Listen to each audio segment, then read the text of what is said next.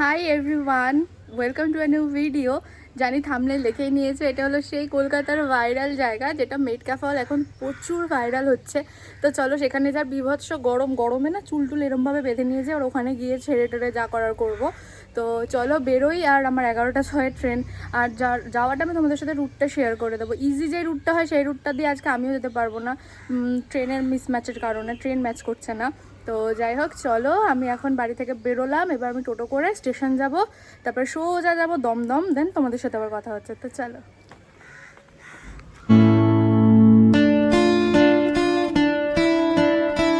তো আমি বাড়ি থেকে বেরিয়ে টোটো করে নিয়েছি। আমাদের বাড়ি থেকে স্টেশন ওই 10 মিনিটের দূরত্ব, আর ভাড়া লাগে 10 টাকা।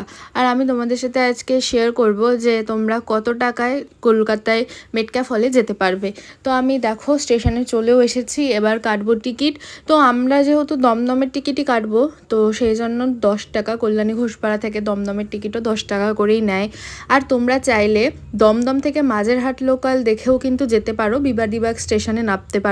বাট আমার ট্রেনটা মিসম্যাচ হয়ে গেছিলো, মানে আমি যেই টাইমে ঘোষপাড়া থেকে ট্রেন ধরবো, সেই ট্রেনটা যখন দমদমে যাবে সেই টাইমটাতে কোনো মাঝেরহাট লোকাল ছিল না, বা বিবাদিবাগের কোনো ট্রেন ছিল না। তোমরা চাইলে যদি সেটা করো তোমাদের আরও ইজি হয়ে যাবে। তো ট্রেন চলে এসেছিলো, ট্রেনে উঠে আমরা একটু আমপোড়া শরবত খেয়ে নিচ্ছিলাম, কারণ বিভৎস গরম ছিল। তো যাই হোক, দেখো দমদমে নেমে গেছি। এবার এখান থেকে আমরা টিকিট কাটবো ডিরেক্ট মহাকরণের পার হেড টিকিট পড়বে 20 রুপিস করে। আর মহাকরণে তোমরা কিভাবে যাবে সেটাও বলে দিই। তোমরা দমদম থেকে মেট্রো স্প্ল্যানেডে নেমে তোমরা গ্রিন লাইন মেট্রো ধরে মহাকরণ যেতে পারো, আর স্প্ল্যানেডের পরের স্টেশনই হচ্ছে মহাকরণ। তো এখন মহাকরণ মেট্রোতে নেবে যাচ্ছি লোকেশন দেখে, বাকি তো ডিটেল তোমাদেরকে বললামই। তো চলো যাই, অ্যান্ড দেন তোমাদের সাথে শেয়ার করি। আজকে কলকাতা বড্ড ফাঁকা, আর কি বিভৎস গরম, বাপরে বাপ। তো যাই হোক চলো।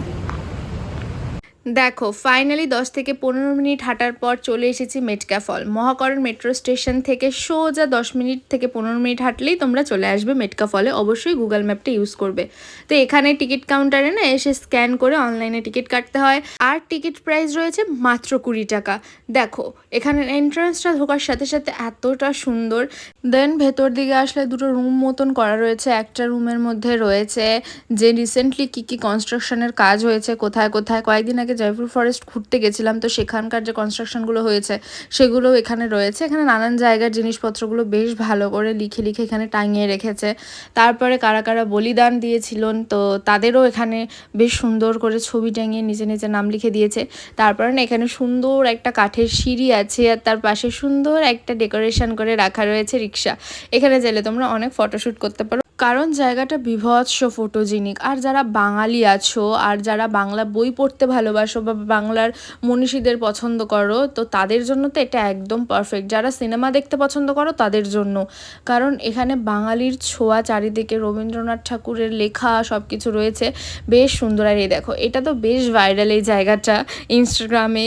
তো যাই হোক, আমি কিন্তু এখানে অনেক ভালো ভালো ছবিও তুলেছি, সেটা আমার ইনস্টাগ্রাম সোহিনী মজুমদার 01 আর ফেসবুক আইডি সোহিনী মজুমদার। তো দেখো এখানে অনেকগুলো রুম টাইপের পার্টিশন করা আছে, আর এক একটা রুমে এক একটা স্টোরি রয়েছে। আর বেশিরভাগ স্টোরিটাই কিন্তু কলকাতাকে নিয়ে, বা বাঙালিকে নিয়ে, বা বাঙালি কালচারকে নিয়ে। তো এখানে দেখো সুন্দর করে সব দেওয়া রয়েছে, ছবি দেওয়া রয়েছে।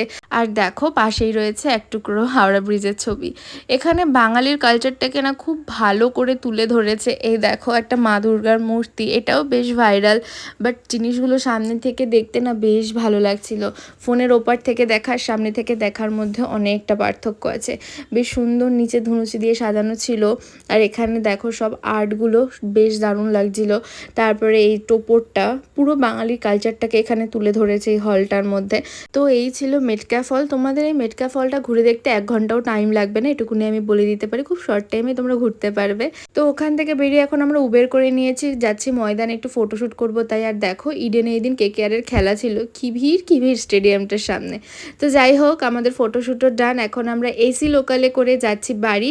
তো চলো বাড়ি গিয়ে ভিডিওটা তোমাদের সাথে শেষ করব। তো ফাইনালি বাড়ি চলে এসেছি, আর এসে ফ্রেশও হয়ে নিয়েছি, কারণ আমি আনরেডি না হওয়া পর্যন্ত ভিডিওটা এন্ড করতে পারছিলাম না। এত টায়ার্ড লাগছিল, বুঝতেই পারছো, সেই সকাল থেকে এতটা জার্নি হয়েছে। তো ভিডিওটা তো তোমরা দেখলে, তোমরা অবশ্যই কমেন্টে জানিও যে কিরকম লাগলো। তোমরা যদি মনে করো যে ভিডিওটা হেল্পফুল, তাহলে কিন্তু প্লিজ বন্ধুদের সাথে শেয়ার করতে ভুলবে না। আর এটাই কিন্তু টাইম মেটকা ফল ঘুরে আসার, তো যাও। আর তোমরা কিন্তু চাইলে শীতেও যেতে পারো, কারণ বিভৎস গরম, যেটা আমি ভিডিওতে আগেও বলেছি। তো চলো, এই ছিল আমার ছোট্ট ভিডিও। কেমন লাগলো কমেন্টে জানিও। সবাই ভালো থেকো, সুস্থ থেকো। আজকের মতন টাটা, আবার দেখাবো অন্য একটা ভিডিও নিয়ে। বাই।